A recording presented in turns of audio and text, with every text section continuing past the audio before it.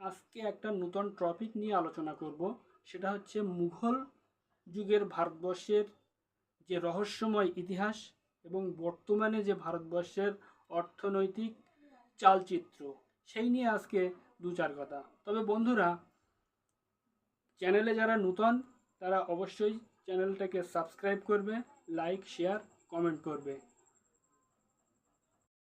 বর্তমান ভারতবর্ষের জিডিপির মাথাপিছু হার অনুযায়ী 136তম স্থানে আসে এবং মুঘল যুগে ভারতবর্ষের 90 মিলিয়ন ডলার জিডিপির হার ছিল।